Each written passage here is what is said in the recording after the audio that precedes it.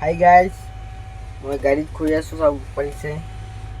গাড়ীটো চাফা কৰিব আহিছিলোঁ অকণমান, চাফা টাফা কৰি ভাবিলোঁ অকণ শুই লওঁ, ভাল লাগি আছে।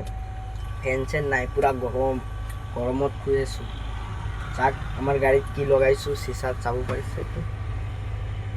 পৰ্দা লগাইছোঁ, পৰ্দা মানে ৰাতিপুৱা যেতিয়া টোপনি মাৰোঁ, আমাৰ কিন্তু খোৱা মানে গাড়ীতে হয়।